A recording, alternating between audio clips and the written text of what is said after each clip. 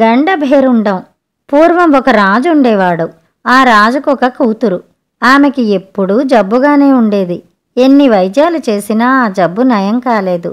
పవిత్రమైన దానిమ్మకాయ తింటే గాని ఈ పిల్ల కోలుకోదు అని ఒక దైవజ్ఞుడు చెప్పాడు. కానీ పవిత్రమైన దానిమ్మకాయలు ఎలా ఉంటాయో ఎవరికీ తెలియలేదు. రాజు ఉండే ఊళ్ళోనే ఒక భూస్వామి ఉన్నాడు.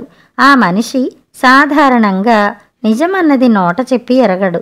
ఆయనకు 3 కొడుకులున్నారు. పెద్దవాళ్ళిద్దరూ గడుసువాళ్ళు.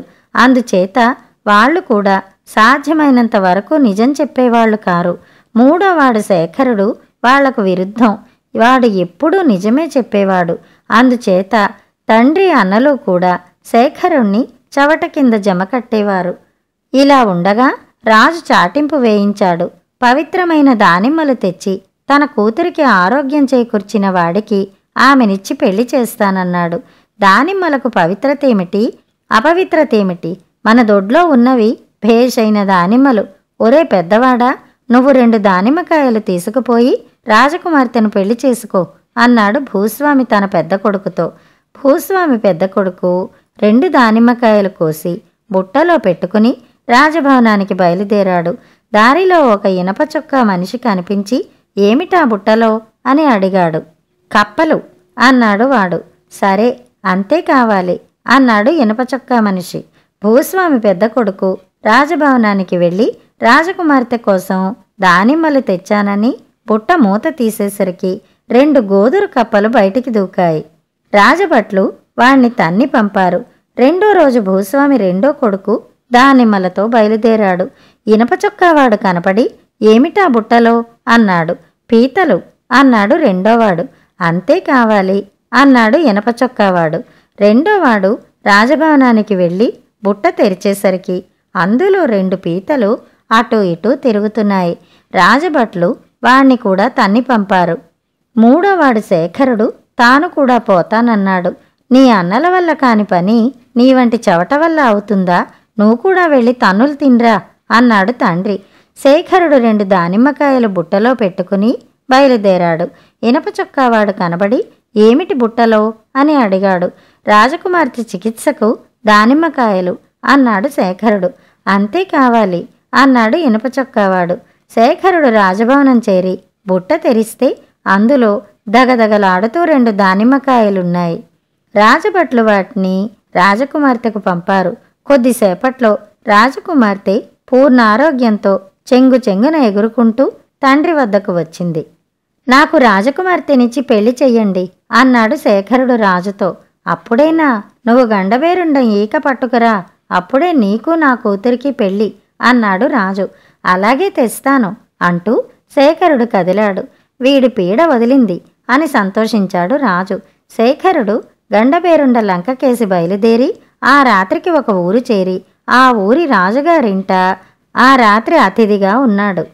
నువ్వు గండబేరుండాన్ని చూడబోతున్నావా? దానికి తెలియందంటూ ఉండదుట. మా ఖజానా తాళపు చెవి కనిపించడం లేదు. అది ఎక్కడ ఉందో కాస్త కనుక్కుందు అన్నాడు ఆ రాజు. శేఖరుడు సరేనన్నాడు. మన్నాడు రాత్రికి అతను మరొక రాజుగారింట చేరాడు. నువ్వు గండబేరుండాన్ని కలుసుకున్నప్పుడు మా అమ్మాయి జబ్బుకు మందేమిటో కొంచెం తెలుసుకుందు అన్నాడు ఆ రాజుగారు. సరేనన్నాడు శేఖరుడు. 3వ నాడు మధ్యాహ్నానికల్లా అతను సముద్ర తీరాన్ని చేరుకున్నాడు. గండబేరుండ లంక సముద్రంలో 4 మైళ్ళ దూరాన ఉంది. ఒక రాక్షసుడు మనుషుల్ని ఎత్తుకుని సముద్రం దాటిస్తూ ఉంటాడు. ఆ రాక్షసుడు శేఖరుణ్ణి గండబేరుండ లంకకు తీసుకుపోతూ శేఖరుడు వెడుతున్న పని తెలుసుకుని మనుషులను సముద్రం దాటించలేక చచ్చిపోతున్నాను. నాకీ పని ఎలా తప్పుతుందో గండబేరుండాన్ని అడిగి తెలుసుకుందు అన్నాడు. శేఖరుడు సరేనన్నాడు. లంక మీద దిగుతూనే అతను దూరాన కనిపించే కోటకు బయలుదేరాడు. అది గండబేరుండం ఉండే కోట. ఆ కోటలో ఆ సమయానికి గండబేరుండం లేదు గాని శేఖరుడికి ఒక ఆడమనిషి కనిపించింది. ఎవరబ్బాయి నువ్వు? ఇక్కడికెందుకొచ్చావు?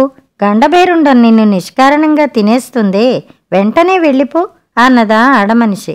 నేనింత దూరం వచ్చింది వెళ్ళిపోటానికా తల్లి? నాకు గండబేరుండం ఈక కావాలి. అదీ కాక నేను ముగ్గురి అనుమానాలకు సమాధానాలు తెలుసుకుని గాని వెళ్ళటానికి లేదు అంటూ శేఖరుడు తన కథ అంతా చెప్పి ఇద్దరు రాజులు రాక్షసుడు అడిగిన ప్రశ్నలు కూడా చెప్పాడు. ఆమె శేఖరుణ్ణి భద్రంగా ఒకచోట దాచింది. కొద్దిసేపటికి గండభేరుండం వచ్చి చేరింది. చేరుతూనే నరవాసన, ఎవరన్నా వచ్చారా ఏ అన్నది. అవును, ఎవరో కుర్రాడు వచ్చాడు, తమాషాగా వార్తలు చెప్పాడు. నువ్వు వస్తే నిష్కారణంగా చంపేస్తావని పంపేశాను అన్నది ఆ స్త్రీ. ఏం చెప్పాడో ఆ కుర్రాడు అన్నది గండభేరుండం. ఒక రాజు ఖజానా తాళం చెవి పోయిందట, డబ్బుండి కూడా నానా ఆగచాట్లు పడుతున్నాడు అన్నది ఆ స్త్రీ. మూఢుడు, వాడు పారేసుకున్న తాళం చెవి సామాను కొట్టు గడపక్కనే ఉంది, ఇంకేం చెప్పాడు అన్నది గండభేరుండం. మరో రాజు కూతురికి ఏదో జబ్బట, ఏం మందిచ్చినా నయం కాదట అన్నది స్త్రీ.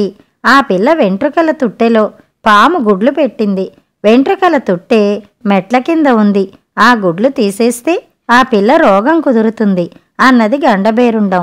సముద్రంలో మనుషులను దాటిస్తాడే ఆ రాక్షసుడు, తనకా పని ఎట్లా తప్పుతుందో గదా అని ఏడుస్తున్నాడట అన్నది స్త్రీ. వాడి మొహం, ఒక మనిషిని నడి సముద్రంలో వదిలేస్తే సరి అన్నది గండభేరుండం. తర్వాత గండభేరుండం నిద్రపోయింది. స్త్రీ శేఖరుణ్ణి బయటికి తీసి గండభేరుండం ఈక ఒకటి పీకి ఇచ్చి, ఇక నువ్వు వెళ్ళిపో అన్నది. శేఖరుడు సముద్ర తీరానికి రాగానే రాక్షసుడు గండభేరుండం నా మాట ఏమన్నది అని అడిగాడు. ముందు సముద్రం దాటించు, తర్వాత చెబుతాను అన్నాడు శేఖరుడు. యువతల ఒడ్డు చేరి అతను రాక్షసుడితో, ఈసారి ఇటుగా వచ్చే మనిషిని నడి సముద్రంలో వదిలేయి, ఆ తర్వాత నీకీ పని ఉండదు అన్నాడు. తర్వాత అతను రెండో రాజున్న ఊరు చేరి, మీ మెట్ల కింద ఒక వెంట్రుకల తుట్టె ఉన్నది చూడండి, అందులో పాము గుడ్లు ఉన్నాయి, వాటిని ఆ తుట్టె నుంచి తీసేస్తే మీ అమ్మాయికి ఏ రోగము ఉండదు అని రాజుకు చెప్పాడు. తన కుమార్తె ఆరోగ్యవతి కాగానే రాజు సంతోషించి శేఖరుడికి సంచి నిండా బంగారము, ఆవుల మంద, గొర్రెల మంద, మేకల మంద బహుమానం ఇచ్చాడు.